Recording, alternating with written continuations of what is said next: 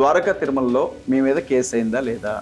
నేను ఇంకెప్పుడు బైబిల్ జోలికి వెళ్ళనని హామీ పత్రం రాసిచ్చి నువ్వు బయట తిరుగుతున్నావా లేదా?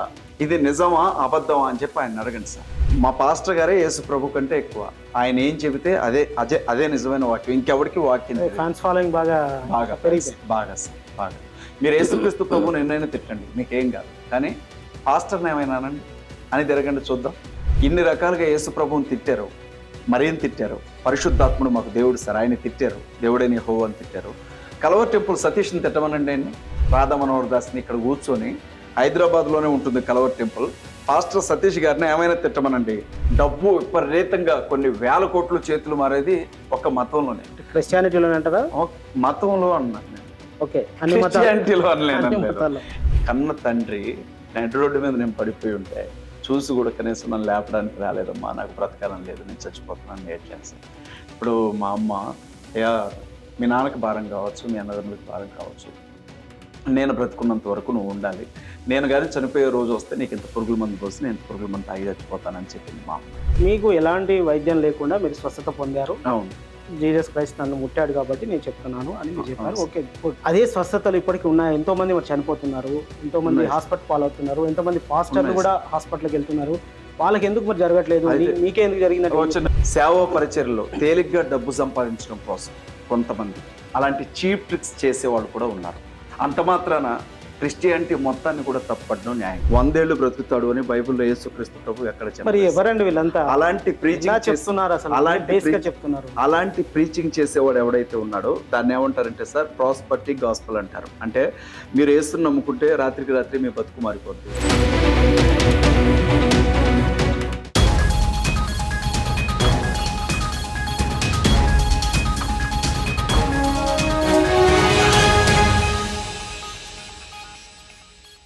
Hi, hello, welcome to ABP దేశం. ఇవాళ మరో సరికొత్త ఇంటర్వ్యూతో మేము ముందుకు వస్తున్నాం. అయితే ఈ ఇంటర్వ్యూకి ఒక చిన్న ప్రత్యేకత ఉంది. ఎందుకంటే ఏబీపీ దేశం తరపున హిందూ ఆధ్యాత్మికవేత్తగా ఉన్నటువంటి రాధా మనోహర్ దాస్ గారితో ఇంటర్వ్యూ చేయడం జరిగింది. అదంతా మీరు చూశారు, చాలామంది కామెంట్స్ పెట్టారు. ఆ ఇంటర్వ్యూలో రాధా మనోహర్ దాస్ ఒక రిక్వెస్ట్ అనొచ్చు, లేదా ఏబీపీ దేశాన్ని కోరింది ఏంటంటే, మీరు కూడా ఒక పాస్టర్ని నాతో ఎలా ఇంటర్వ్యూ చేశారో అలాగే చేసి పెడతారా అనే ఒకటి. రెండోది, అదే ఇంటర్వ్యూలో ఒక పాస్టర్ పేరు కూడా ఉచ్చరించడం జరిగింది, పాస్టర్ అజయ్ గారని. ఇప్పుడు ఆ అజయ్ గారు మనతో ఉన్నారు. అజయ్ గారు నమస్కారం. నమస్తే, వెల్కమ్ టు ఏబీపీ దేశం. Thank you very much sir. Ajay గారు, అసలు ఏంటి మీరు పాస్టరా, లేదు అనుకుంటే క్రైస్తవ ధర్మ పరిరక్షణలా? ఎందుకంటే మీ వీడియోస్ కూడా కొన్ని చూశాను, మీరు మాట్లాడిన మాటలు కూడా విన్నాను, అందుకే అడుగుతున్నాను. ఎట్లా మిమ్మల్ని మీరు పరిచయం చేసుకుంటారు?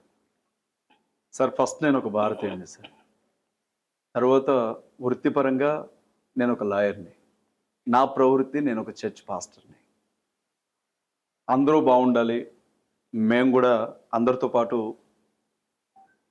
కలిసిమెలిసి బ్రతకాలి అని ఆశపడే ఒక సగటు వ్యక్తిని నేను. నా గురించి చెప్పడానికి ఇంతకంటే పెద్దగా ఏం లేదు సార్. సరే, ఇంటర్వ్యూలోకి వెళ్ళే ముందు అసలు ఏంటి రాధా మనోహర్ దాస్ గారికి మీకు ఉన్నటువంటి బాంధవ్యం ఏంటి? రాధా మనోహర్ దాస్ గారు ఆయన బాగా ద్వేషించే వ్యక్తుల్లో నేను ఒకనండి. ఆయనకి నేనంటే నచ్చదు. ఎందుకంటే ఆయన క్రైస్తవుల్ని, ముస్లిమ్స్ని, దళితుల్ని పట్టుకొని తిడుతూ ఉంటాడు. ఆయనకి నేను సమాధానం ఇస్తూ ఉంటాను. నా రిప్లైస్ కూడా కొంచెం ఘాటుగా ఉంటాయి. అదే ఆయన తట్టుకోలేడు. బైబిల్ గ్రంథాన్ని, యేసుక్రీస్తు ప్రభువుని, మరే తల్లిని, బైబిల్లో ఉన్న ప్రవక్తల్ని కావచ్చు, నోటుకొచ్చినట్లుగా బూతులు మాట్లాడాడు ఆయన. దానికి నేను కౌంటర్ ఇచ్చాను. క్రైస్తవుల్ని, ముస్లిమ్స్ని హిందువులాగానే గౌరవించండి అని అడిగాను నేను. ఆయనకు కొంచెం నచ్చలేదు ఆ మాట తీరు. నా మీద ఒక రకంగా చెప్పాలి అంటే నేనంటే నచ్చదు ఆయనకి, నేను ఒక క్రిస్టియన్ని కాబట్టి. ఓకే, సరే, వ్యక్తిగత వివాదాలు, వ్యక్తిగత రాగద్వేషాలు పక్కన పెడదాం. మీరు ఒక పాస్టర్ కాబట్టి చెప్పండి, ఈరోజు సమాజంలో జరుగుతున్న ప్రధాన చర్చ ఏంటంటే, క్రైస్తవ్యం పేరుతో మత ప్రచారం చేస్తున్నారనే ప్రధాన ఆరోపణ వినబడుతుంది. అసలు ఎందుకు మత ప్రచారం చేయాలి? అసలు మత ప్రచారం చేయడం ద్వారా క్రైస్తవ్యానికి కానీ, యేసుక్రీస్తు వారికి కానీ, లేదా పాస్టర్లకు కానీ వచ్చే లాభం ఏంటి? సార్, భారతదేశం ప్రజాస్వామ్య దేశం. మనం అందరం కూడా ఏ మతానికి చెందిన వారమైనా, ఏ ప్రాంతానికి చెందిన వారమైనా రాజ్యాంగానికి కట్టుబడి ఉంటాం.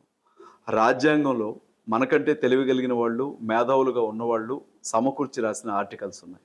ఆ ఆర్టికల్స్లో ఫండమెంటల్ రైట్స్ ఉన్నాయి. ఫండమెంటల్ రైట్స్లో మత స్వేచ్ఛ అనేది చాలా కీలకమైనటువంటి హక్కు. మత స్వేచ్ఛ మనతో ఏం చెబుతోంది అని అంటే, భారతదేశంలో పుట్టి పెరిగినటువంటి ఏ వ్యక్తి అయినా తనకు నచ్చిన మతాన్ని స్వీకరించవచ్చు, తను స్వీకరించిన మతం గురించి ప్రచారం చేసుకోవచ్చు అని చెప్తా ఉంది. దాంతోపాటు భావ ప్రకటన హక్కు కూడా ఉంది. సుప్రీంకోర్టు కూడా గౌరవనీయులైనటువంటి ప్రధాన న్యాయమూర్తి గారు కూడా ఇంతకుముందు మాట్లాడుతూ 18 సంవత్సరాల వయసు నిండినటువంటి వ్యక్తి తనకు నచ్చిన మతాన్ని స్వీకరించవచ్చు, తను స్వీకరించినటువంటి దేవుని గురించి ప్రకటించుకోవచ్చు అని చెప్పిన తర్వాత, ఈ 2 హక్కులు భారతదేశంలో మాకున్న తర్వాత ఈ దేశ పౌరులంగా మేము యేసుక్రీస్తు ప్రభువుని నమ్ముకున్నాం. మతం అనేది వ్యక్తిగత విషయం సార్. మీకు శ్రీరాముడు అంటే ఇష్టం కావచ్చు, అది మీ ఇష్టం. మరొకరికి అల్లా అంటే ఇష్టం కావచ్చు, అది వారి ఇష్టం. నేను యేసుక్రీస్తు ప్రభువుని నమ్ముతాను, అది నా ఇష్టం. బైబిల్ గ్రంథం మాతో ఏం చెబుతుంది అంటే, యేసుక్రీస్తు ప్రభువు భూమి మీదకి వచ్చి ఆయన సిలువ వేయబడి చనిపోయి తిరిగి లేచిన తర్వాత పరలోకానికి వెళ్ళిపోయేటప్పుడు తన శిష్యులుగా ఏర్పాటు చేసుకున్న వారిని పిలిచి, నేను భూమి మీదకి వచ్చానన్న విషయం ప్రతి ఒక్కరికి తెలియాలి. ఏ మనిషి కూడా అగ్నిగుండానికి వెళ్ళడానికి వీల్లేదు. పాప క్షమాపణ అనేది నా యందుంచే విశ్వాసాన్ని బట్టి ఉంటుంది అన్న విషయం చెప్పండి. నేను ఎలాగ మరణించి తిరిగి లేచానో వారికి చెప్పండి. భూమి మీద ఉన్న ప్రతి వ్యక్తికి కూడా ఈ విషయం చేరాలి అని మాకు ఒక ఆజ్ఞనిచ్చారు సార్.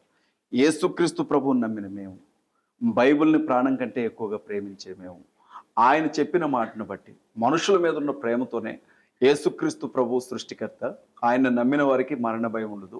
మనిషి చనిపోయిన తర్వాత జీవితం అక్కడితో ముగిసిపోదు. మళ్ళీ మనిషి తప్పనిసరిగా సమాధిలోంచి తిరిగి లేచే రోజు ఒకటి ఉంటుంది.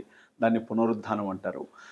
భూమి మీద పుట్టిన ప్రతి మనిషి కూడా తిరిగి దేవుని ముందు నిలవబడాలి, ఆయనకి లెక్క చెప్పాలి ఈ జీవిత కాలానికి సంబంధించి. కాబట్టి మనుషులు చేసే యజ్ఞాలైనా, యాగాలైనా, దాన ధర్మాలైనా, పుణ్యాలైనా స్వర్గానికి వెళ్ళడానికి. కాబట్టి యేసుక్రీస్తు ప్రభువుని నమ్మినటువంటి వారు ఆయన యందున్న విశ్వాసాన్ని బట్టి పరలోకానికి వెళతారు అని చెప్పి మేము ప్రకటన చేస్తూ ఉంటాం సార్. అది మేము నమ్మినటువంటి బైబిల్ గ్రంథం మాకిచ్చినటువంటి విశ్వాసం. అదే మేము చెబుతూ ఉంటాం. దీన్నే మత మార్పిడి అంటున్నారు. ఎందుకు చేయాలి అనంటే, మీరు దీన్ని ఎందుకు మత ప్రచారం అని మీరు అంటున్నారు. ఇది మత ప్రచారం కాదు సార్. మేము దేని గురించి అయితే తెలుసుకున్నామో, మేము ఎవరినైతే దేవునిగా నమ్ముతున్నామో ఆయన మాకు ఇచ్చిన ఆజ్ఞ, దీన్ని ప్రకటించుకోవడానికి రాజ్యాంగం మాకు హక్కు ఇచ్చింది. రాజ్యాంగంతో పాటుగా సుప్రీంకోర్టు ఎవరికి నచ్చిన మతాన్ని వాళ్ళు స్వీకరించవచ్చు అని చెప్పి ఒక తీర్పు ఇచ్చింది. అజయ్ గారు, మీరు చెప్పేది బాగుంది. రాజ్యాంగం మీకు హక్కు ఇచ్చింది సార్, దేవుడు మీకు ఆజ్ఞించాడు. అవును సార్, వెరీ గుడ్. కానీ స్వేచ్ఛకు కూడా కొన్ని హద్దులు ఉంటాయి. అవునండి. హద్దు మీరి సార్ మీరు మీ దేవుడిని ప్రకటించుకోవడం కాకుండా సార్, మీ దేవుడిని గొప్ప చెప్పుకునే విధానంలో భాగంగా ఇతర దేవుల్ని కించపరుస్తూ చూపిస్తున్నటువంటి వైనాన్ని ఇప్పుడు సమాజం తప్పుపడుతుంది. చాలా మంది తప్పుపడుతున్నారు. మీరు యేసుప్రభు గురించి ఎంత చెప్పుకోండి, కానీ ఇతర దేవుళ్ళను, ఇతర పూజించేటువంటి మహనీయులను కావచ్చు కించపరచడం ఎంతవరకు కరెక్ట్? అది పూర్తిగా తప్పు సార్. దాన్ని నేనే ఖండిస్తాను. జరుగుతుందా లేదంటారా భారతదేశంలో? ఒకటి సార్, ఎవరో ఒకరిద్దరు చేశారు అని చెప్పి అందరినీ తప్పు పట్టలేం. నేనేమంటానంటే, యేసుక్రీస్తు ప్రభువుని నమ్ముకునే హక్కు మాకెంతుందో, శ్రీరాముడిని నమ్ముకునే హక్కు విష్ణువునో లేకపోతే శ్రీకృష్ణునో బ్రహ్మను నమ్ముకునే హక్కు హిందువులకు అంతే ఉంది. అల్లాను నమ్ముకునే హక్కు ముస్లిం సహోదరులకు ఉంది. ఎవరైనా సరే వారి మత విశ్వాసాలను ప్రచారం చేసుకోవచ్చు, వారు నమ్మిన దేవుని గురించి గొప్పగా చెప్పుకోవచ్చు. కానీ ఇతర దేవీ దేవతల్ని కించపరచకూడదు, దేవుళ్ళని కించపరచకూడదు. మీతో పూర్తిగా ఏకీభవిస్తున్నాను నేను. అయితే ఇది క్రైస్తవులకు మాత్రమే వర్తిస్తుందా? మీరు ఇందాక సోకాల్డ్ ఒక పర్సన్ పేరు చెప్పారు.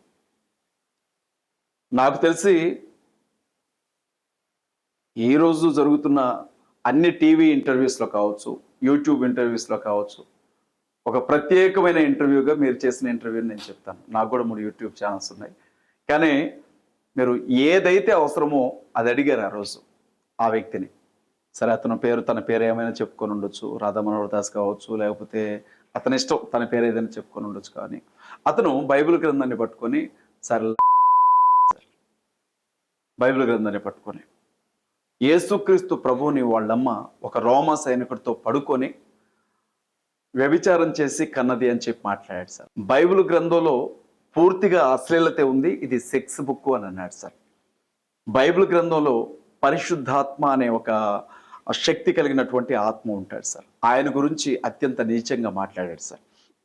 ఆయన మాత్రమే కాదు, శివశక్తి కరుణాకర్ సుగుణ కావచ్చు, హిందూ జనశక్తి లలిత్ కుమార్ కావచ్చు, ఈరోజు హిందూ ధర్మరక్షణ చేస్తున్నాం అన్న పేరుతో యూట్యూబ్ ఛానల్స్ ఎన్నైతే నడుస్తున్నాయో అన్నీ కూడా బైబిల్ గ్రంథాన్ని దూషించే పనిలోనే ఉన్నాయి. ప్రతి ఛానల్లో కొన్ని వందల వీడియోలు మీకు దొరుకుతాయి.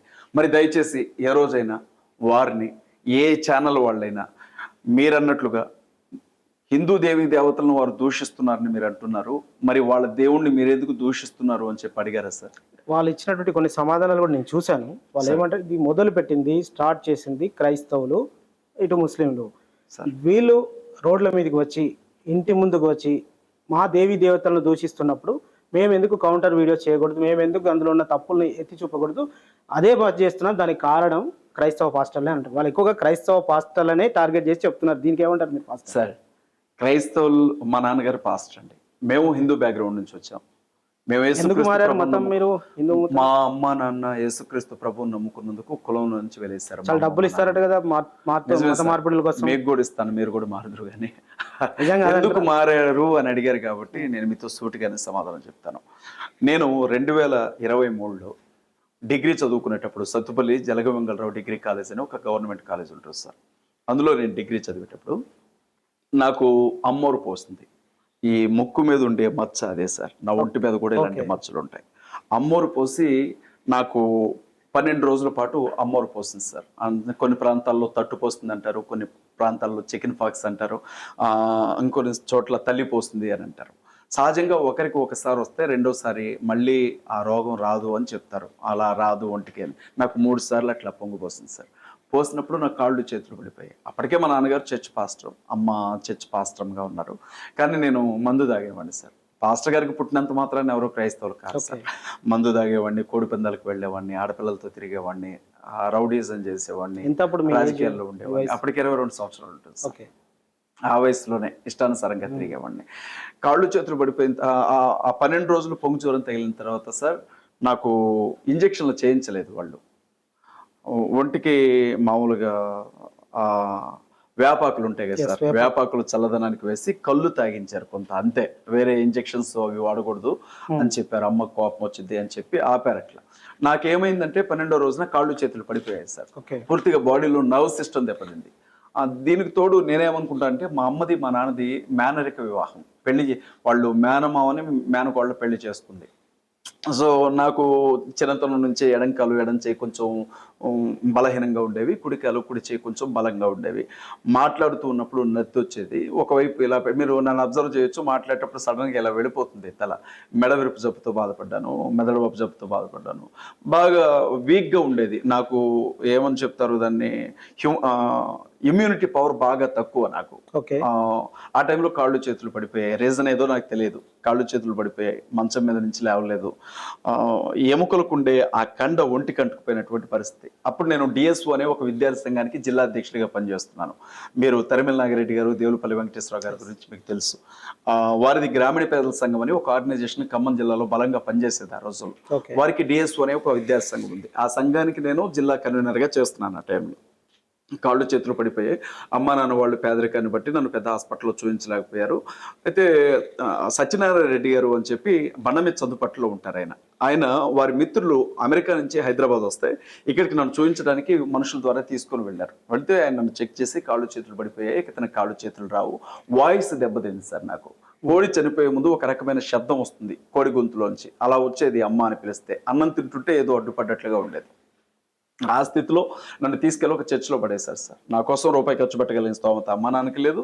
రెండవది ఇతను బాగు కాదు అని చెప్పి అమెరికా స్పెషలిస్ట్ చెప్పిన తర్వాత ఇక నన్ను వేరే చోట చూపించే ఉద్దేశం వాళ్ళకి లేదు. అలాంటి స్థితిలో ఒక రోజు నాకు విపరీతంగా జ్వరం తగిలింది సార్. అంటే ఇద్దరు కలిస్తే నన్ను లేపేవాళ్ళు. బాడీ లింక్ సిస్టమ్ ఫెయిల్ కావడంతో ఎక్కడికక్కడ ఎముకల లింకుల దగ్గర నాకు లింక్ సిస్టమ్ తప్పింది సార్. ఒక్క నడుము మాత్రమే పనిచేసేది. ఆ టైంలో విపరీతంగా జ్వరం తగిలింది ఒకసారి నాకు. మా అమ్మ అద్దాలు దువ్యాన్లు అనుకుంటూ అద్దాలు దువ్యాన్లు అమ్మేస్తారు. మేము పోసలోళ్ళం, ఫ్యాన్సీ స్టోరు బిజినెస్ మాది.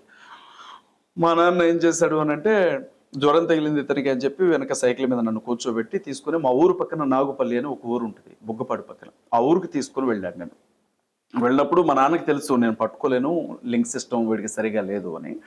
ఆ సైకిల్ మీద వెళ్ళేటప్పుడు నడి రోడ్డు మీద పడిపోయాను నేను. మా నాన్నగారు నన్ను చూసుకోకుండానే డాక్టర్ గారింటికి వెళ్ళిపోయాడు. రోడ్డు దిగి హైవే రోడ్డు తుమ్మల నాగేశ్వరరావు గారు ఊరు పక్కన ఊరుగాడంతో మా పెద్ద రోడ్లు. ఆ రోడ్డు దిగి లోపలికి వెళ్ళాలి ఇట్లా. ఆ హైవే మీద పడిపోయాను. మా నాన్న వెళ్ళిపోయాడు. ఆయన పేరు డాక్టర్ గారు ప్రసాద్ గారు. ఆయన నాగపల్లిలో ఇప్పటికీ ఉన్నారు. ఆయన బ్రాహ్మణుడు. ఆయన ఇంటి దగ్గరికి వెళ్ళి నిలబడి చూస్తున్నాడు కానీ మా నాన్న రాలా నన్ను లేపడానికి. మా నాన్నకి తెలుసు నేను లేవలేను, నేను నడు రోడ్డు మీద పడిపోయి ఉన్నాను, వీడి కాళ్ళు చేతులు పనిచేయవని. నాకు ఈ ఒక లీడర్గా పనిచేసింది నేను. 10 మందితో నమస్తే పెట్టించుకున్నాను నేను, సెల్యూట్ కొట్టించుకున్నాను నేను. అసలు మంచం మీద ఆ స్థితిలో బతకడానికే చచ్చిపోదామన్న ఫీలింగ్ నాది. అట్లాంటి రోడ్డు మీద పడిపోయి ఉంటే కన్న తండ్రి కూడా నన్ను లేపడానికి రాలేదన్న బాధ ఎక్కువైంది సార్. ఆ టైంలో ఎస్టీ ట్రైబల్ పిల్లలు నాతో పాటు చదువుకునే వాళ్ళు ఆ రోడ్డు మీద ఆ ఊర్లోనే ఉండేవాళ్ళు. వెళుతూ నన్ను చూశారు. నన్ను తీసుకుని వెళ్ళి మా నాన్న దగ్గర వదిలిపెట్టారు. ఇంజెక్షన్ చేశాడు ఆ డాక్టర్ గారు. అక్కడి నుంచి నన్ను మళ్ళీ ఇంటికి తీసుకొచ్చేసారు. నేను అన్నం తినడం మానేశాను. ఇదంతా మీతో ఎందుకు చెప్తున్నా అంటే 1 minute కంప్లీట్ చేస్తాను. నేను అన్నం తినడం నేను మానేశాను. నేను బాగా ఏడుస్తున్నాను. మా అమ్మ వచ్చింది. ఊరు తిరిగి అద్దాలు దువ్వాలను అమ్ముకొని వచ్చేది మా అమ్మ. ఏమైందంటే నేను విషయం చెప్పలా, మా అన్నయ్యలకు విషయం చెప్పలా. నేను బాగా ఏడుస్తున్నాను. ఆ రోజు నైట్ మా అమ్మ నా దగ్గరకు వచ్చి కూర్చొని ఏం జరిగిందో చెప్పమంది సార్. మా అమ్మకు కొంచెం కాలు అవుడు సార్, కుంటుకుంటూ నడిచింది మా అమ్మ. నేనేమన్నానంటే, అమ్మ నేను పుట్టడంతోనే లోపంగా పుట్టానన్న బాధ నాకు ఉంటుంది. రోడ్డు మీద నడిస్తే ఎడమ వైపు నడుచుకుంటూ వెళ్ళిపోతుంటాను నేను. మాట్లాడడంలో నత్తి ఉంటుంది నాకు. దీనితో పాటుగా ఏ రోగం వచ్చినా తేలిగ్గా నా ఒంటికి వచ్చింది. కాళ్ళు చేతులు పడిపోయాయి. నేను కోరుకున్నది కాదు ఇది. నాకు బ్రతకాలని లేదు. బాత్రూమ్కి వెళితే ఆ వయసులో ఉన్న ఒక వ్యక్తి కూర్చొని లేవడం ఎంత కష్టమో మీకు తెలుసు. యూరిన్కి వెళ్ళాలని ఎంత కష్టమో నాకు తెలుసు. ఇలాంటి స్థితిలో స్నేహితులు దూరం అయిపోయారు నాకు, అందరూ దూరం అయ్యారు. కన్న తండ్రి నడి రోడ్డు మీద నేను పడిపోయి ఉంటే చూసి కూడా కనీసం నన్ను లేపడానికి రాలేదమ్మా, నాకు బ్రతకాలని లేదు, నేను చచ్చిపోతున్నాను ఏడ్చాను సార్. ఇప్పుడు మా అమ్మ, అయ్యా మీ నాన్నకి భారం కావచ్చు, మీ అన్నదమ్ములకు భారం కావచ్చు, నేను బ్రతుకున్నంత వరకు నువ్వు ఉండాలి. నేను కానీ చనిపోయే రోజు వస్తే నీకు ఇంత పురుగుల మందు పోసి నేను ఇంత పురుగుల మందు తాగి చచ్చిపోతానని చెప్పింది మా అమ్మ. అట్లా ఆ నైట్ సార్ నన్ను తీసుకెళ్లి చర్చిలో పడేశారు ఒక మంచం మీద. ఏడ్చాను. తెల్లవారుజామున చచ్చిపోదామన్న నిర్ణయానికి వచ్చాను సార్. అయితే చిన్నతనం నుంచి కూడా మా నాన్న బైబిల్ గురించి చెప్తూ ఉండేవాడు. బైబిల్లో ఉన్న యేసుక్రీస్తు గురించి, ఆయన చేసిన అద్భుతాల గురించి. ఇంటికి ఎవరైనా మా నాన్నగారి ఫ్రెండ్స్ పాస్టర్స్ వచ్చినప్పుడు వాళ్ళు చెప్తుంటే వాక్యం చదువుతూ ఉండేవాడిని. అలా ఆయన చేసిన ఎన్నో అద్భుతాలు. ఒక మాట ఉంటుంది సార్, నిన్న నేడు రేపు ఏ రోజు మారని దేవుడైనా నువ్వు పిలిస్తే ఆయన పలుకుతాడు అని. మిమ్మల్ని నమ్మని నేను తెల్లవారుజామున 3 గంటలప్పుడు నేను ఒకటి అడిగాను సార్, నాకు బ్రతకడానికి ఇష్టం లేదు, చంపితే చంపేసి జీవితకాలం అయితే నేను ఇలా ఉండలేను. ఒకవేళ ఈ కాళ్ళు చేతులు వచ్చి మళ్ళీ కానీ నేను బతికినంతకాలం సేవ చేస్తాను, క్రిస్టియానిటీలోనికి వస్తాను అని అనుకున్నాను సార్. తెల్లవారుజామున ఒక వెలుగు నన్ను టచ్ చేయటం నేను చూశాను. ఉదయం 7 గంటలకల్లా లేచి నిలబడ్డాను. డిగ్రీ ఫస్ట్ ఇయర్ చదువుతున్నాను ఆ టైంలో. వితిన్ 1 వీక్లో నా బాడీ క్యూర్ అయింది. నా 2 కాళ్ళు చేతులు నాకు మళ్ళీ ఈక్వల్గా పుట్టినప్పుడు ఉన్నటువంటి లోపం లేకుండా నా కాళ్ళు చేతులు మళ్ళీ బలంతో రావడం, నా మాట నాకు రావడం, నేను నిలబడడం, ఇదంతా జరిగిన తర్వాత నేను అనుకున్నాను సార్, నాకు ఈ జీవితాన్ని దేవుడు ఇచ్చాడు, దేవుని కోసం బ్రతకాలి. అయితే చదువు రాకుండా వెళితే బతుకు తెరువు కోసం బైబిల్ పట్టుకున్నాడు అంటారు, కాబట్టి చదువుకొనే వెళ్ళాలి అని చెప్పి లా చేశాను సార్. డిగ్రీ కంప్లీట్ చేశాను. కాకతీయ యూనివర్సిటీలో గోల్డ్ మెడలిస్ట్ సార్ నేను. హిస్టరీలో 92 మార్కులు వచ్చాయి. పడాల రామారెడ్డి కాలేజ్ అమీర్పేటలో LLB చేశాను. ఇక ఆ టైంలోనే రాజకీయాలు, ఉద్యమాలు ఇవన్నీ చూసిన తర్వాత 2014లో ఎమ్మెల్యేగా పోటీ చేశాను ఖమ్మం నుంచి. నాకు రావాల్సిన ఎమ్మెల్యే సీటు పువ్వాడ అజయ్ గారికి వచ్చింది. రాజకీయ కారణాలను బట్టి నేను బీసీ సంఘాలు బలపరిచిన అభ్యర్థిగానే పోటీ చేయాల్సి వచ్చింది. ఆ తర్వాత ఇక దేవుడు నన్ను విడిచిపెట్టలేదు సార్. పడుకుంటే దర్శనం చూసేవాడిని, పడుకుంటే కళ చూసేవాడిని.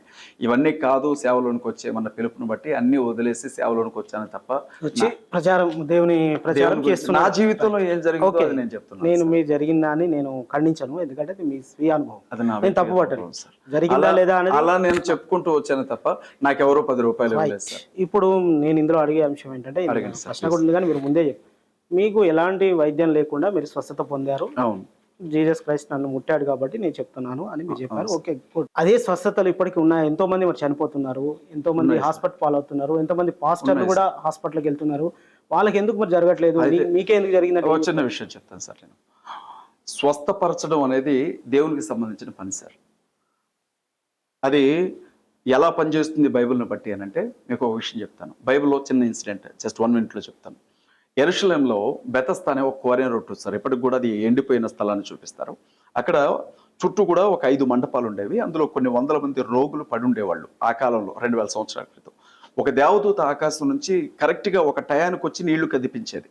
అది కదిపించగానే వచ్చి ఎవరైతే అందులో పడతారో మొదటి పడ్డ వ్యక్తి ఏ రోగం ఉన్నా కానీ బాగైపోతూ ఉండేవాడు. అలా కొన్ని వేల మంది రోగులు ఉండేవాళ్ళు.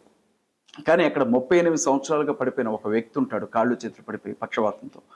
అతను ఎన్నోసార్లు ఆ నీళ్ల దగ్గరికి వెళ్దాం అనుకుంటాడు, కానీ ఇతని కంటే ముందే ఎవరో ఒకరు ఆ నీళ్లు కదిలించినప్పుడు అందులో పడి బాగా అయిపోయి వెళ్ళిపోతూ ఉండేవాళ్ళు.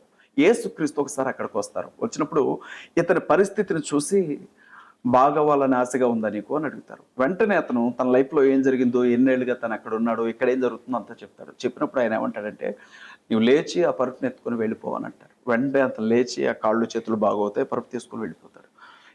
ఇది మీకు ఎందుకు చెప్తున్నాను అంటే, అక్కడ కొన్ని వేల మంది ఉన్నారు, కానీ అందరినీ బాగు చేయాలి. ఎందుకని పార్షాలిటీ పార్షియాలిటీ కాదు సార్, పార్షియాలిటీ కాదు. ఒక్కొక్కరి స్థితి, ఒక్కొక్కరి విశ్వాసపు స్థాయి, ఒక్కొక్కరి నమ్మకాన్ని బట్టి అది డిపెండ్ అయి ఉంటుంది. అక్కడ ఉండేవాళ్ళు ఈ రోజు కాకపోతే రేపైనా స్వస్థపడే అవకాశం ఉంది, కానీ వీడికి ఎవడు లేడు అక్కడ. కనీసం వీడిని తీసుకెళ్లి ఆ నీళ్లను తాకిచ్చేవాడు కూడా లేడు. 38 ఏళ్ళుగా పడిపోయినటువంటి స్థితి. వీడికి ఆ టైంలో కూడా ప్రభు హెల్ప్ చేయకపోతే వాడు అలాగే చనిపోవాల్సిన పరిస్థితి. అలా ఒక్కొక్క వ్యక్తి, ఏ వ్యక్తికి అవసరం, ఏ వ్యక్తికి తన నిజ జీవితంలో ఒక్కొక్కసారి సార్ అద్భుతాన్ని బట్టి మనిషి జీవితం మారుతుంది. ఒక్కొక్కసారి అద్భుతం అనేది అతని విశ్వాస స్థాయిని బట్టి జరుగుతుంది. ఒక్కొక్కసారి అతనితో పాటు ఉన్న వ్యక్తుల నమ్మకాన్ని బట్టి జరుగుతుంది. అంతవరకు ఎందుకు సార్, బైబిల్లో గొప్ప గొప్ప ప్రవక్తలు, చనిపోయిన శవాలను లేపిన వాళ్ళు, క్యాన్సర్తో చనిపోయిన వాళ్ళు ఉన్నారు. అదే అంటున్నా నేను. ఇప్పుడు అలాంటిగా దేవుని నిర్ణయం సార్ అది. మనం ఎట్లా చెప్తారు? ఇప్పుడు పాస్టర్లు ఏం చెప్తున్నారు? మీరు యేసు ప్రభుని నమ్ముకుంటే మీకు రోగాలు పోతాయి, యేసు ప్రభుని నమ్ముకుంటే, నేను చెప్తాను, వాళ్ళు చెప్పే ప్రసంగాలు నేను కూడా విన్నాను యూట్యూబ్లో. వాటిలో యేసు ప్రభుని నమ్ముకుంటే రోగాలు పోతాయి, యేసు ప్రభుని నమ్ముకుంటే అప్పులు తీరిపోతాయి, యేసు ప్రభుని నమ్ముకుంటే నీకు బిల్డింగ్ వస్తుంది, యేసు ప్రభుని నమ్ముకుంటే నీ కోరికలు తీరుతాయి అని ప్రతి దానికి సర్వరోగ నివారణ యేసుక్రీస్తు నమ్ముకోవడమే అని చెప్తున్నారు. లక్షలాది మంది ప్రతి ఆదివారం, అందులో హిందువులు వస్తున్న వాళ్ళు ఉన్నారు, కొద్దిమంది ముస్లింలు కూడా వస్తుండొచ్చు, క్రైస్తవులు ఎట్లాగో వెళ్తున్నారు. వాళ్ళందరికీ జరుగుతున్నాయా? ఇప్పుడు సార్ బైబిల్ ఏముంటుంది అంటే, నీ విశ్వాసమే నేను స్వస్థపరుస్తుంది. వచ్చే వాళ్ళంతా విశ్వాసంతో కదా వచ్చేది. వారి విశ్వాస స్థాయిని బట్టి ఈ రోజు చర్చిల్లో ఉన్న వాళ్ళ ప్రతి ఒక్కరికి ఒక సాక్ష్యం ఉంటుంది సార్. మీరు చర్చికి ఎందుకు వచ్చారు అని అడగండి, అతని లైఫ్ లో జరిగిన ఏదో ఒక మిరాకిల్ అతను చెప్తాడు. అది ట్రైన్ చేస్తున్నారు పాస్టర్లు అన్నట్టు ఆరోపణలు వినబడుతున్నాయి చాలా. లేదు సార్, అది పూర్తిగా వాస్తవం. అయితే అలా చేసేవాళ్ళు కూడా లేకపోలేదు. కొంతమంది సేవా పరిచర్యలో తేలిగ్గా డబ్బు సంపాదించడం కోసం కొంతమంది అలాంటి చీప్ ట్రిక్స్ చేసేవాళ్ళు కూడా ఉన్నారు. అంత మాత్రాన క్రిస్టియానిటీ మొత్తాన్ని కూడా తప్పడం న్యాయం కాదు. నా ఛాలెంజ్ అండి, మీరు పాస్టర్ గా మీరు ఛాలెంజ్ చేసి చెప్పండి. చెప్పండి సార్. నిజంగా స్వస్థతలు ఉన్నాయి సార్? జరుగుతాయా? జరుగుతాయి సార్. ఎలా జరుగుతాయి? వారి విశ్వాసం, మనకి ఇన్ని మందులు ఉన్నాయి, ఇంత సైన్స్ వచ్చింది, వారి విశ్వాసాన్ని బట్టి సార్. వారి విశ్వాసాన్ని బట్టి సార్. ఇప్పుడు మీ విశ్వాసం ఉంది సార్. బైబిల్లో యేసుక్రీస్తు ప్రభు ద్వారా అద్భుతం జరిగిన ప్రతిసారి ఆయన చెప్పిన మాట నీ విశ్వాసమే అన్నాడు సార్. విశ్వాసం లేకుండా దేవునికి ఇష్టలైన వ్యక్తులుగా ఉంటాం. చాలా మంది ప్రాణాలు కోల్పోతున్నటువంటి సంఘటనలు చూస్తున్నాం. అది మాకు చర్చిల దగ్గరకు వచ్చి విశ్వాసంతో ఇక్కడ బాగుపడతామని వచ్చి ఏమీ జరగకపోగా అక్కడ చనిపోయినటువంటి సంఘటనలు కూడా ఉన్నాయి. నేను అవన్నీ ఉదాహరించాను సార్. బైబిల్లో ఒక మాట ఉంది సార్, యేసుక్రీస్తు ప్రభు నా నామందు విశ్వాసం ఉంచిన వాడు చనిపోడు అని బైబిల్లో ఎక్కడ చెప్పలేదు సార్. కానీ యేసుక్రీస్తు ప్రభు ఏమంటారంటే, నా నామందు విశ్వాసం ఉంచిన వాడు చనిపోయినో వాడిని మళ్ళీ ఒక రోజు నేను తిరిగి లేపుతాను అని అన్నాడు. ఒకటే సార్. రెండో విషయం గమనించండి, నా యందు విశ్వాసం ఉంచిన వాడికి ఏ రోగం రాదు, నా యందు విశ్వాసం ఉంచిన వాడికి నేను ఉద్యోగం ఇస్తాను, నా యందు విశ్వాసం ఉంచిన వాడికి కోట్ల రూపాయలు డబ్బిస్తాను, నా యందు విశ్వాసం ఉంచిన వాడు 100 ఏళ్ళు బ్రతుకుతాడు అని బైబిల్లో యేసుక్రీస్తు ప్రభు ఎక్కడ చెప్పారు? అలాంటి ప్రీచింగ్ చేస్తున్నారు. అలాంటి ప్రీచింగ్ చేసేవాడు ఎవడైతే ఉన్నాడో దాన్ని ఏమంటారంటే సార్, ప్రాస్పర్టీ గాస్పల్ అంటారు. అంటే మీరు యేసుని నమ్ముకుంటే రాత్రికి రాత్రి మీ బతుకు మారిపోద్ది, యేసుని నమ్ముకుంటే ఎంత గొప్ప రోగంలో నుంచి అయినా లేచి నిలబడతారు, యేసుక్రీస్తు ప్రభువుని నమ్ముకుంటే కోట్లు మీకు కలిసి వచ్చింది, యేసుక్రీస్తు ప్రభువుని నమ్ముకుంటే నీ బతుకే మారిపోద్ది అని చెప్పేవాళ్ళు ఎంతమంది ఉన్నారు సార్. మరి అది పూర్తిగా వాస్తవం సార్. మరి మీరే కదండి, రాధా మనోహర్ దాస్ గారికైనా, కరుణాకర్ సుగుణాన్న, మీరు ఇందాక చెప్పిన లలిత అయినా, ఇక XYZ మీ క్రైస్తవాన్ని విమర్శించే వాళ్ళకు అవకాశం కల్పిస్తుంది ఎవరు? పాస్టర్లు కాదు, ఇలాంటి పాస్టర్లు కాదా? వాళ్ళకి అడిగే రైట్ ఎందుకు లేదు? వాళ్ళు ప్రజల తరపున లేదా వాళ్ళ హిందూ అన్యులు వెళుతున్న వాళ్ళ తరపున అడిగే రైట్ వాళ్ళకు మీరు ఏమని అడగొచ్చు అంటే సార్, అబద్ధ స్వస్థతలు జరిగేటప్పుడు అక్కడ ఎలా అబద్ధ స్వస్థతలు జరుగుతున్నాయని అడిగితే దానికి సమాధానం మేము చెప్పాల్సి ఉంటుంది అంటారు సార్ బైబిల్ని. అదేనా అడిగే? మీరు ఎందుకు కేసు పెట్టరు? ఎవరు సార్? ఎన్నో కేసులు నమోదయ్యాయి సార్. రాధా మనోహర్ దాస్ మీద 1100 మంది పాస్టర్స్ కలిపి ద్వారకా తిరుమలలో కేసు నమోదు చేస్తే మళ్ళీ జీవితంలో ఎప్పుడు క్రైస్తవుల జోలికెళ్ళను, బైబిల్ని తిట్టను అని చెప్పి SP గారి దగ్గర లెటర్ రాసిచ్చి దొంగతనంగా తిరుగుతున్నాడు రాధా మనోహర్ దాస్. నిజమా కాదా అని అడగండి. మీరేమైనా పెట్టారా? ఎవరు? ఖమ్మం ఏ ఏరియా అంటారా మాది, ఖానాపురం హవేలీ పోలీస్ స్టేషన్లో ఎన్నో కంప్లైంట్లు ఇచ్చి ఉంచాము. మీరు ఇప్పుడు ఇతను ఉన్నాడు కదా సార్, రాధా మనోహర్ దాస్ని మీరు ఒక మాట అడగండి, ద్వారకా తిరుమలలో మీ మీద కేసు అయిందా లేదా? నేను ఇంకెప్పుడు బైబిల్ జోలికి వెళ్ళనని హామీ పత్రం రాసిచ్చి నువ్వు బయట తిరుగుతున్నావా లేదా? ఇది నిజమా అబద్ధమా అని చెప్పి ఆయన అడగండి సార్. ఆయన హామీ పత్రం రాసిచ్చి తిరుగుతున్నాడు, మళ్ళీ అదే మాట మాట్లాడతాడు బయటకు వచ్చి. సరే, అతని మాటలు నేను సమర్థించను, కానీ అలాంటి అవకాశం కల్పిస్తున్నది పాస్టర్లు. సరే. ఆ పాస్టర్లకు అవకాశం కల్పిస్తున్నది బైబిల్లో ఉన్నటువంటి వాక్యాలు. సో అలాంటి మరి ఏమంటారు, ఒక సభ్య సమాజం అంగీకరించే సార్, భాషను పడితే పర్వాలేదు, కానీ ఆయన భాష నేను సార్ తప్పే పడతాను. ఒక్క విషయం ఏంటంటే సార్, బైబుల్ తప్పు చేయమని చెప్పదు, మోసం చేయమని చెప్పదు, అబద్ధం ఆడమని చెప్పదు, దొంగతనం చేయమని చెప్పదు, నరహత్య చేయమని చెప్పదు, సంపాదించుకోమని చెప్పదు సార్. బైబుల్ని అడ్డు పెట్టుకొని చేస్తున్న వాళ్ళు ఎవరైతే ఉన్నారో, బైబుల్ని నమ్మని వ్యక్తుల కంటే ఎక్కువ శిక్ష వాళ్ళకు ఉంటుందని బైబుల్ చెప్తుంది. ఇలాంటి వాళ్ళు వస్తారు అని బైబుల్లో చాలా స్పష్టంగా రాస్తుంది. ఇలాంటి వాళ్ళు వస్తారు, మీరు జాగ్రత్తగా ఉండండి అని. మోసపోయే వాడికి బుద్ధి ఉండొద్దా సార్? తెలుగు భాషలోనే ఉంది, ఇదేం సంస్కృతంలో ఉందా, లేకపోతే ఏమన్నా అరబిక్ భాషలో, గ్రీక్ భాషలో అలాగే ఉండిపోయిందా? తెలుగు భాషలో ఉంది, చదువుకోవచ్చు కదా ఒకసారి. మరి చదువుకున్నప్పుడు చర్చలు ఎందుకంటారు, పాస్టర్లు ఎందుకంటారు? అందరూ తెలుగులో చదువుకుంటే చదవాలి, అవసరమే లేదు. బైబుల్ చదవాల్సిన బాధ్యత ప్రతి క్రైస్తవుని మీద ఉంటుంది సార్, చదవాలి. కానీ వీళ్ళు చదవరు. ఇవాళ ఏమైపోయిందంటే, మా పాస్టర్ గారే యేసు ప్రభు కంటే ఎక్కువ, ఆయన ఏం చెబితే అదే అదే అదే నిజమైన వాక్యం, ఇంకెవరికి వాక్యం ఫ్యాన్స్ ఫాలోయింగ్ బాగా బాగా బాగా సార్ బాగా. మీరు యేసుక్రీస్తు ప్రభువుని ఎన్నైనా తిట్టండి, మీకేం కాదు, కానీ పాస్టర్ని ఏమైనానండి అని తిరగండి చూద్దాం. వీళ్ళు ఇన్ని రోజులుగా ఇన్ని రకాలుగా యేసు ప్రభువుని తిట్టారు, మరేం తిట్టారు? పరిశుద్ధాత్ముడు మాకు దేవుడు సార్, ఆయన తిట్టారు, దేవుడైన యెహోవా అని తిట్టారు. కలవర్ టెంపుల్ సతీష్ని తిట్టమనండి అండి, రాధా మనోహర్ దాస్ని. ఇక్కడ కూర్చొని హైదరాబాద్లోనే ఉంటుంది కలవర్ టెంపుల్. పాస్టర్ సతీష్ గారిని ఏమైనా తిట్టమనండి, వారం తిరిగేసరికి పరువు నష్టం దావా వేసి జైల్లో కూర్చోబెడతాడు ఇతన్ని. ఇంతవరకు ఎప్పుడు అనలేదా? అసలు పాస్టర్స్, పేరు మోసిన పాస్టర్స్ అంటే సెలబ్రిటీ పాస్టర్స్ అంటారు కదా సార్. ఇప్పుడు మీకు చిన్నజీయర్ స్వామి గారు, పరిపూర్ణానంద స్వామి గారు ఎలా ఉంటారో. ఎలా వచ్చింది ఇట్లాంటి స్టేటస్ వీళ్ళకి? ఇది సెలబ్రిటీ స్టేటస్. ఈ సెలబ్రిటీ స్టేటస్ తెలివితో జ్ఞానంతో సంపాదించుకున్నారు సార్. ఇప్పుడు నాకు తెలిసినంత వరకు భూమి మొత్తం మీద బాగా ఇన్వెస్ట్మెంట్ జరిగేది మతంలోనే సార్. డబ్బు విపరీతంగా కొన్ని వేల కోట్లు చేతులు మారేది ఒక మతంలోనే. క్రిస్టియానిటీలో అంటారా? మతంలో అన్నాను నేను. ఓకే, క్రిస్టియానిటీలో అనలేను. ఇప్పుడు ఫర్ ఎగ్జాంపుల్ ఎందుకు అడిగానంటే సార్, ఒక మాట చెప్పనివ్వండి. ఇప్పుడు స్వామీజీల దగ్గర లెక్కలేనంత డబ్బు ఎలా ఉంటుంది, పాస్టర్స్ దగ్గర కూడా అలాగే. కొంతమంది పాస్టర్స్ దగ్గర చాలా మంది ఆధ్యాత్మికవేత్తల దగ్గర బ్లాక్ మనీ పెట్టుకునే బ్యాంకులకు డబ్బు ఎందుకు సార్? అసలు ఆధ్యాత్మికవేత్తలు అసలు ఇవన్నీ వద్దు అనుకునే ఈ దారిలోనికి వచ్చింది. సన్యాసిగా బతకూడదు అనుకుని సన్యాసులు అయిన తర్వాత డబ్బుతో పని ఏంటి? బైబిల్ గ్రంథం కూడా 2 వస్త్రాలు ఉంటే చాలు, ఒక వస్త్రాన్ని ఇంకొకటికి ఇవ్వు అంది. 2 వస్త్రాలు ఉంటేనే ఉన్న 2 వస్త్రాలు నీకు ఎందుకు, నీ ఒంటికి ఒకటి చాలు, రెండోది వాళ్ళకి ఇవ్వు అన్న బైబిల్లో డబ్బు గురించి ఒక కుర్రాడు వస్తాడు సార్, బాగా కోటేశ్వరుడు. యేసుక్రీస్తు ప్రభు దగ్గరకు వచ్చి నాకు పరలోకానికి రావాలని ఉంది, నిత్య జీవం పొందాలి, ఏం చేయాలి అంటాడు. నువ్వు ఆజ్ఞలన్నీ పాటించు అని యేసుక్రీస్తు ప్రభు చెప్తాడు. నేను చిన్నతనం నుంచి అదే పనిలో ఉన్నాను అని ఆ కుర్రాడు అంటాడు. అప్పుడు ప్రభు అంటాడు, నీ దగ్గర చాలా డబ్బు ఉంది కదా, ఆస్తులు చాలా ఉన్నాయి కదా, అవి అమ్మి పేదవాళ్ళకి ఇచ్చి నన్ను వెంబడించి అంటాడు. ఇవాళ చేయమనండి సరే, పాస్టర్ అన్న చేస్తాను, ఎవరన్నా ఏడ్చుకుంటూ వెళ్ళిపోయాడు. ఎవరైనా ఆ పని చేయమనండి వాళ్ళ ఏ పాస్టర్నైనా.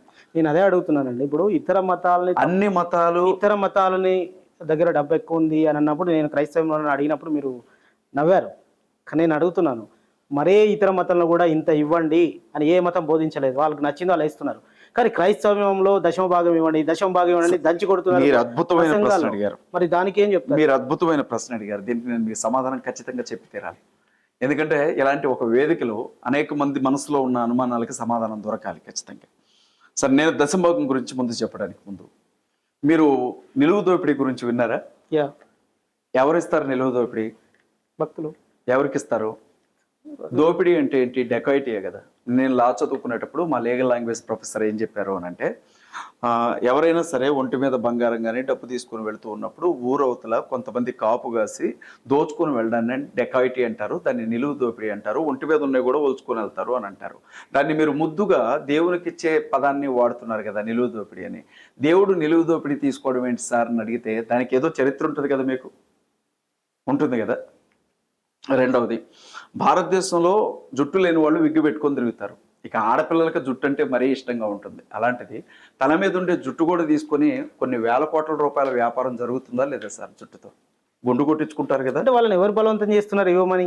అది నేనేమంటున్నానంటే, గుండు కొట్టించుకుంటే మేలు జరిగిద్దని చెప్పేది ఎవరో, నిలువు దోపిడీ ఇస్తే మేలు జరుగుతుందని చెప్పేది ఎవరో, వజ్రాలు కిరీటాలు తీసుకెళ్లి ఆదాయపు హుండీల్లో వేసేది ఎవరో, వీళ్ళందరికీ ఏ నమ్మకంతో అయితే వాళ్ళు చేస్తున్నారో, ఏ స్వామీజీలు చెప్పగా విన్నారో, అలాగే ప్రతి మతంలో కూడా కొన్ని నమ్మకాలు అనేవి ఉంటాయి. ఇప్పుడు ఒక విషయం చెప్తాను వినండి. క్రిస్టియానిటీ గురించి మీరు మాట్లాడారు. క్రిస్టియానిటీలో దశమ భాగం సంగతి ఏంటి అన్నారు. దశమ భాగం అనేది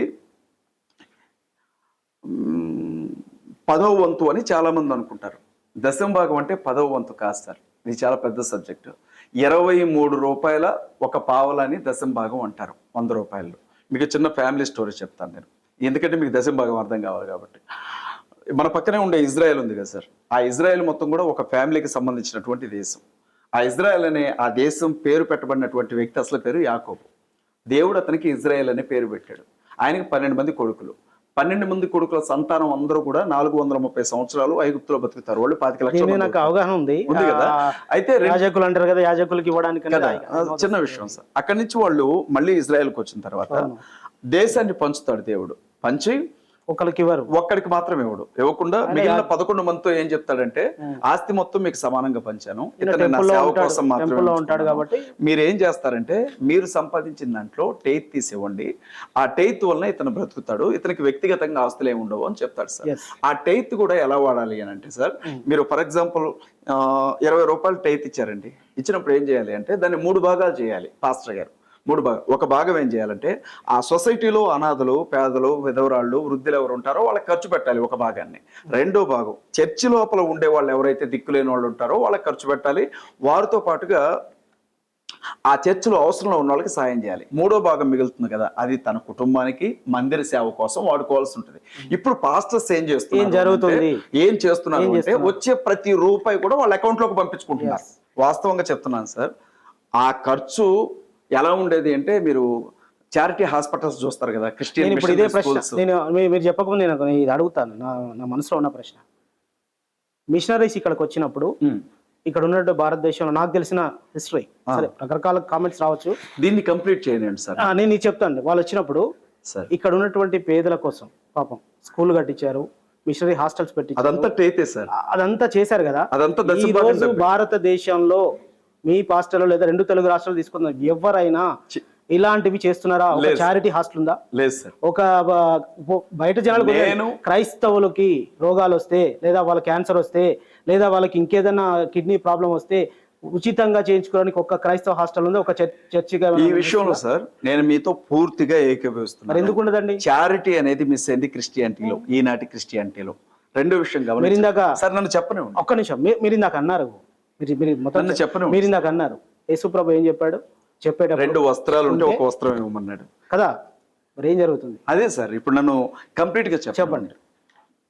నా మనసులో ఉన్న బాధ నేను చెప్పాల్సింది మీరు అడిగారు కాబట్టి దానికి ఖచ్చితంగా సమాధానం కాబట్టి కళ్ళ ముందు జరుగుతుంది. ఆదివారం ప్రతి ఇప్పుడు మీరు నన్ను ఒక మాట అడిగారు కదా, చారిటీస్ ఒకప్పుడు జరిగాయి ప్రపంచవ్యాప్తంగానే, అదంతా దశమ భాగం డబ్బే.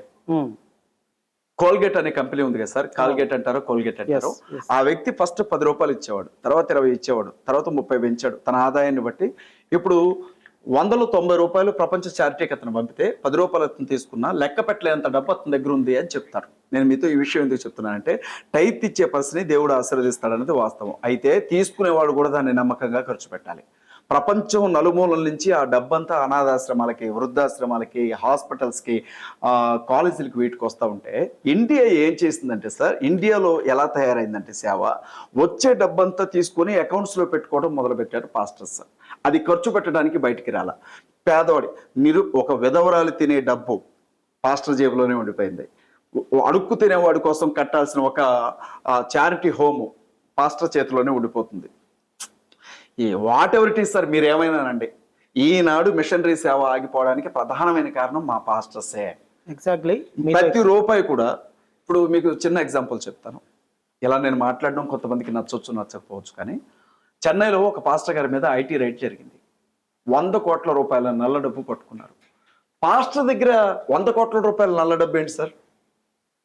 అసలు పాస్టర్ అంటేనే ఏం చేస్తున్నావు అని మీరు నన్ను అడిగితే వెంటనే నేను సేవ చేస్తున్నాను అంటాను సార్.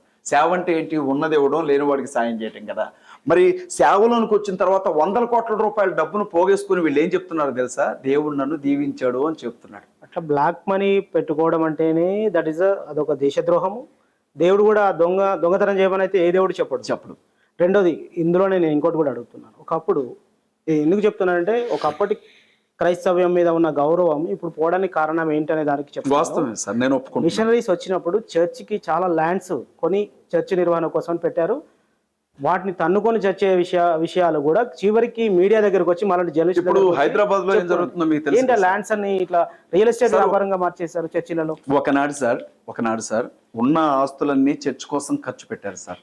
ఇప్పుడు చర్చ్ ఆస్తులన్నీ సొంతం కోసం కొట్టుకుంటున్నారు, సొంతం చేసుకుంటారు. ఎగ్జాక్ట్లీ హైదరాబాద్ లోనే ఒక చర్చ్ ఇప్పుడు జరుగుతుంది, హెబ్రోన్ చర్చ్. మీరు ఓపెన్ గా రోడ్ల మీద జరుగుతున్న వ్యవహారం, మమ్మల్ని వచ్చి కవర్ చేయమని చెప్పి మళ్ళీ అడుగుతున్నారు. నడి రోడ్డు మీద జరుగుతున్న వ్యవహారం. ఇందులో వేం నరేందర్ రెడ్డి గారు ఉన్నారు అని మాట్లాడుతున్నారు, తీన్మార్ మల్లన్న ఉన్నాడు అని మాట్లాడుతున్నారు, గవర్నమెంట్ ప్రభుత్వ ముఖ్య సలహాదారు కూడా దీనిలో ఉన్నాడు అని మాట్లాడుతున్నారు. ఏం చేస్తున్నారు? 400 కోట్ల రూపాయల ఆస్తి సార్. దాని గురించి ఒక హిస్టరీ ఉంది, మీకు తెలియాలి. హైదరాబాద్ లో ఉండే హెబ్రోన్ చర్చ్ గురించి. ఆ హిస్టరీ ఏంటంటే, తెలుగు రాష్ట్రాన్ని పరిపాలించిన ఒక మాజీ ముఖ్యమంత్రి, ఆయన పేరు నేను చెప్పకూడదు, ఆయన చాలా మందికి ఆరాధ్య దైవం కూడా. ఆ వ్యక్తి హెబ్రోన్ అనే సంఘాన్ని స్థాపించిన భగత్ సింగ్ గారిని ఆ స్థలం కావాలని అడిగాడు. ఈ రోజు ఏ స్థలం గురించి గొడవ జరుగుతుందో ఆ స్థలాన్ని భగత్ సింగ్ గారిని నేను ఇవ్వనండి అని చెప్పారు. అడిగితే ఆయన ఒక వారం రోజులు సతాయించారు ఆయన్ని, పాస్టర్ గారిని. ఆయన ఒప్పుకోలే. ఒకరోజు డైరెక్ట్గా వెళ్ళాడు పాస్టర్ గారి దగ్గరికి. ఈ స్థలం ఇస్తావా, నన్ను తీసుకోమంటావా అని అడిగాడు. అయితే ఆయన ఒక్క నిమిషం ప్రేయర్ చేసి చెప్తానని మోకాళ్ళ మీద కూర్చొని ప్రేయర్ చేసి, సార్ ఈ స్థలం మీరు నిరభ్యంతరంగా తీసుకోండి, కానీ ఈ స్థలం తీసుకున్న వారం రోజుల్లో మీరు చనిపోతారని దేవుడు చెప్తున్నాడు నాకు అని చెప్పి మారు మాట్లాడకుండా ఆయనకి దండం పెట్టి ఆయనకి తిరిగి వచ్చేసాడు సార్.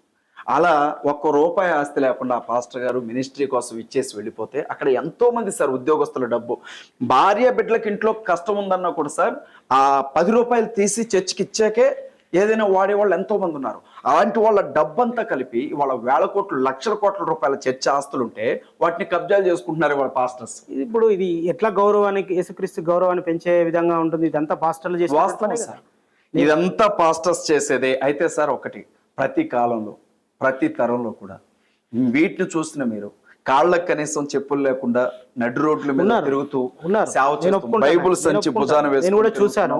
నేను అదే అడుగుతున్నానండి. ఉన్నారు సార్. ఇప్పుడు అట్లా పనిచేసే పాస్టర్లు కావచ్చు, వాళ్ళ పిల్లలకు కావచ్చు, లేదా ఒక క్రిస్టియన్ పాస్టర్ల దగ్గరికి వెళ్ళే విధవరాలు కావచ్చు, లేదా ముసలి వాళ్ళు కావచ్చు, వాళ్ళకి హైదరాబాద్కి వస్తే ఒక రోజు ఉండడానికి, ఒక క్రిస్టియన్ స్టూడెంట్కి ఇక్కడ ఉండడానికి ఏమైనా స్థలం ఉందా? లేదు సార్. ఒక రూమ్ ఉందా? నేను బయట చూస్తాను, రెడ్డి హాస్టల్, రెడ్డి సంఘం అని, ఆర్యవైశ్య సంఘం అని, లేకపోతే పెరిగ సంఘం అని, ఇట్లా రకరకాల సంఘాల యొక్క భవన్స్ కనబడతాయి. వాళ్ళు ఊరు నుంచి ఎవరైనా వస్తే వాళ్ళు అక్కడ స్టే చేసి ఎగ్జామ్స్ రాసి వెళ్ళే పిల్లలు నేను చూస్తుంటా. మీకు క్రిస్టియన్లు ఏం చేస్తున్నారు, క్రైస్తవులు ఏం చేస్తున్నారు? ఇంత సొమ్ము దగ్గర పెట్టుకొని ఒక క్రైస్తవ పాస్టర్, పేద పాస్టర్ వస్తే ఇక్కడ హైదరాబాద్లో ఉండడానికి స్థలం ఉండదు. ఒక హాస్పిటల్కి వెళ్ళి తను ఏదైనా చేయించుకోవాలంటే వాళ్ళ ఫ్యామిలీ ఉండడానికి ఒక రూమ్ ఉండదు. ఇంకెక్కడండి, ఇంకా చొక్కా ఎక్కడ ఇస్తున్నారు? ఏం చేస్తున్నారు సార్? ఏం చేస్తున్నారు? కేసీఆర్ గారి గవర్నమెంట్ కి మా జోలికి రావద్దని నెలకి 2 కోట్ల రూపాయలు కట్టిన పాస్టర్స్ మా పాస్టర్స్ సార్. మా పాస్టర్స్ ఉన్నారు. ఏం చేస్తున్నారేంటి సార్?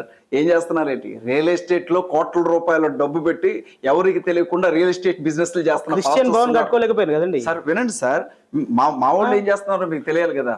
మూడవది 100 కోట్ల రూపాయల డబ్బు సంపాదించి హాస్పిటల్స్ కట్టుకుంటున్నటువంటి పాస్టర్స్ ఉన్నారు. వ్యక్తిగతంగా కొడుకుల్ని కూతుర్ని, చిరంజీవి గారి కొడుకు రామ్ చరణ్ అన్న పెద్ద తెలుసో తెలియదు, మా పాస్టర్ల కొడుకులు కూతుర్లు అయితే ప్రపంచంలో సెలబ్రిటీలు ఇవాళ. మా ఊళ్ళో ఒకటి చేస్తారు, ఒకటి చేయరు అనేది సార్. ఒక్కటి సార్, బజ్జీలు కొట్టు పెట్టుకొని మంచి పచ్చి పులుసులో అన్నం తినే ఆవిడ కూడా ₹10 పంపాలి, అది మేము చెప్తాం.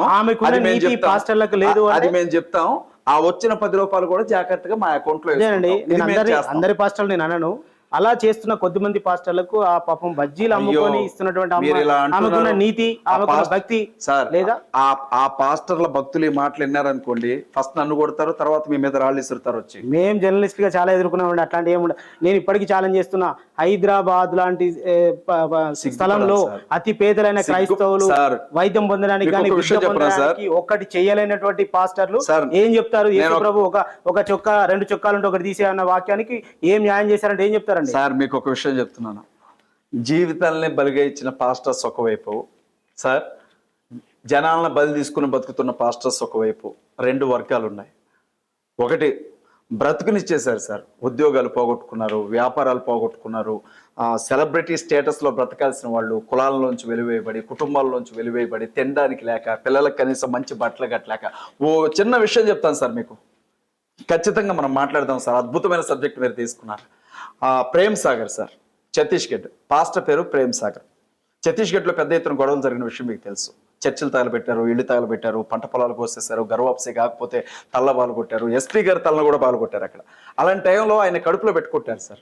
కొట్టినప్పుడు కడుపులో బాగా ఇబ్బంది అయింది దానికి. వాళ్ళ కూతురు ఎక్కడో సార్ జగదల్పూర్లో బిఎస్సి నర్సింగ్ చేస్తుంది. 1,14,000 కట్టాలి ప్రతి నెల ఆవిడకి, ప్రతి సంవత్సరం ఆవిడకి.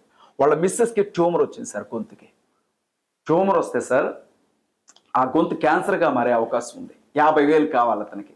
సార్ కనీసం బయటకు వస్తే 100 మంది బౌన్సర్లు లేకుండా తిరిగే పాస్టర్లు ఉన్నారండి మా దగ్గర. మీకు మహేష్ బాబు కార్వ్యాన్లే తెలుసు, చిరంజీవి కార్వ్యాన్లే తెలుసు. మా పాస్టర్స్ మీటింగ్కి వస్తే ఆ మీటింగ్ స్థలానికి వచ్చేలోపు చెమట పట్టిద్దేమోనని కార్వ్యాన్లు కొనుక్కున్న పాస్టర్స్ ఉన్నారు. 12 కోట్లు 13 కోట్లు పెట్టి వీడియోలు చేసి అప్లోడ్ చేశాం సార్, సాయం చేయండి అండి అని. వాళ్ళు డైరెక్ట్ వాళ్ళ నంబర్లు ఇచ్చి చావు బ్రతుకుల్లో ఉన్నారు సేవకులు. వాళ్ళు సేవ కోసం ప్రాణాలు పెట్టిన వాళ్ళ కుటుంబం అది. సాయం చేయండి అంటే వారం 10 రోజులు అయింది, 40,000 సాయం చేయడానికి ఏ పాస్టర్ ముందుకు రాలేదు సార్. మీరు ఇంకే పాస్టర్ గురించి మాట్లాడుతున్నారు? మరి నా ప్రశ్న అండి, యేసుప్రభు నమ్ముకోపోతే మీరు డైరెక్ట్ నరకానికి వెళ్తారని చెప్తున్నటువంటి ఆ పాస్టర్లు ఇలా వేల కోట్లు 100 కోట్లు ప్రభు ఏమైనా చెప్పాడు సార్? మీకు ఒక చిన్న కథ చెప్తాను సార్.